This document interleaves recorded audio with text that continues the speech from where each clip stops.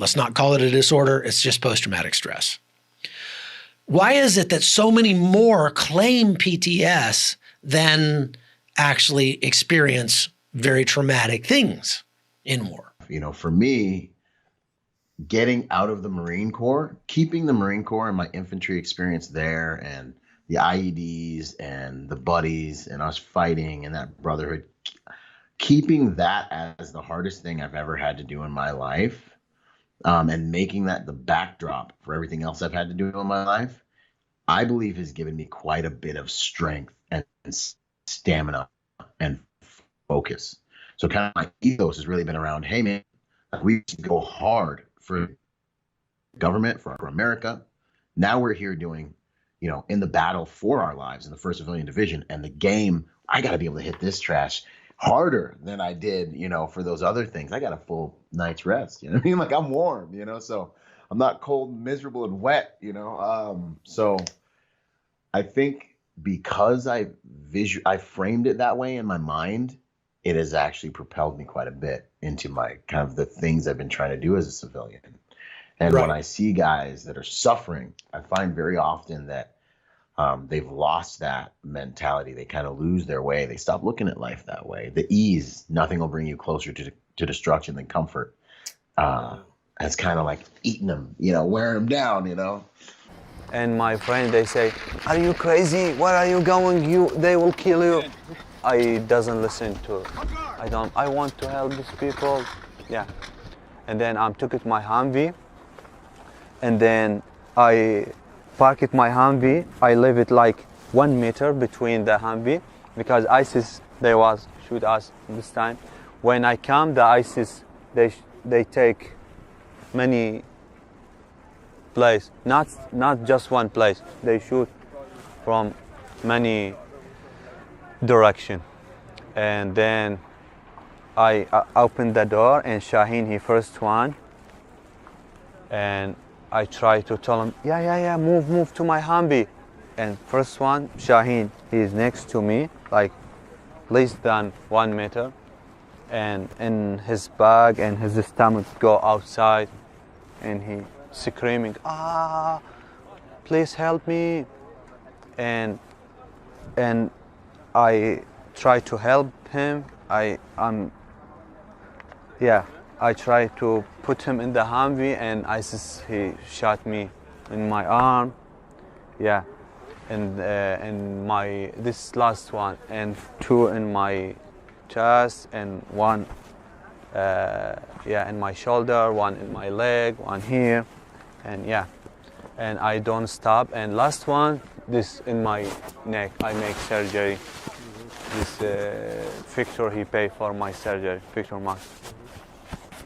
And then I don't leave him, and I put it my hand here, blood everywhere, and I took it him to the CCB, American CCB, also FBR team, and they take us to the CCB, Iraqi army, and they took us to Baghdad. Clinic, the medical. Yeah, medical. Yeah.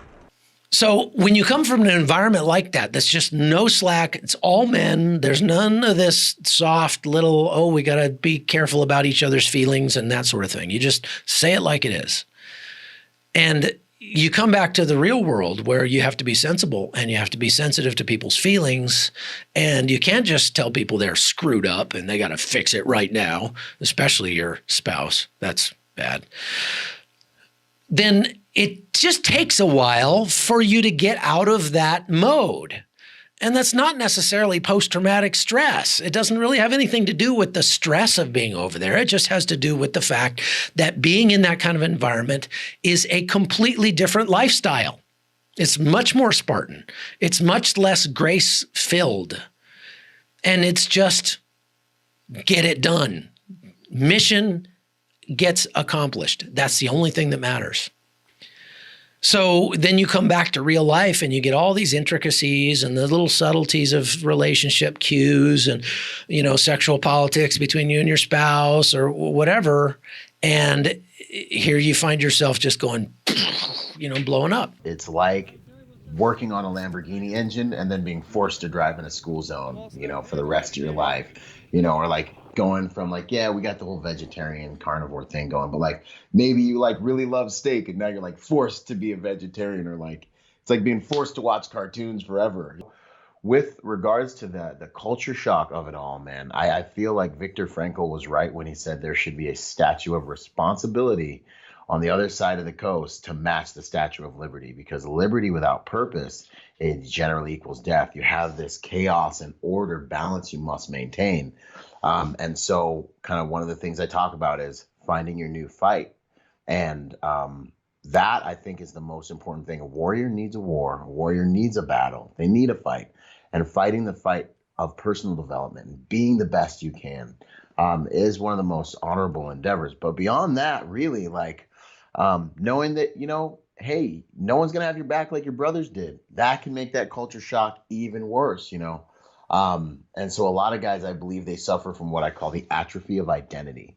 And so you come back, you don't realize how important it is to find a mission. And then you start playing the video games and you start drinking and eating and being merry, and you're telling your wife the same combat stories. And after a while, she doesn't care. And after a while, you look in the mirror and you don't even look like you could be the guy in this story. And then it starts to take a toll on your personal purpose. What do we do with things that we don't have a purpose for? They get misused, abused, and eliminated. You don't know what something does. You say, hey, honey, what is this thing? I don't know. Throw it away, you know? So I feel like this is happening with veterans' lives after they get back, because they fail to see the meaning of finding a new mission.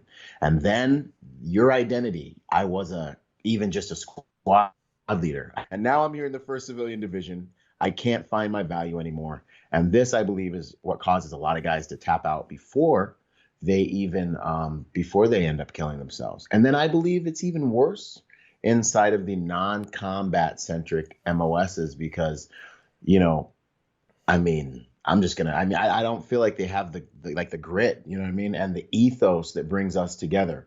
We bleed together. We sweat together. So some of us, you know, we try to deal with our burdens by ourselves, but then we still have that support network of guys that'll like get on a plane today to come get you if you say you need it. Mm-hmm. But out there, you know, in those other MOSs, I don't know that they have the fabric and brotherhood that we forge in battle. And on top of that, I think it might be a different type of human being that goes after those types of MOSs largely. And that's why we see a difference in the actual numbers with combat related, suicidality and non-combat related.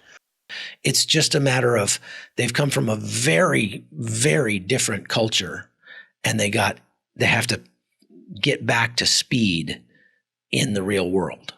And you can help them do that by just having grace with them, by recognizing it for what it is, by doing things to sort of grease the skids a little bit and kind of make things go more smoothly.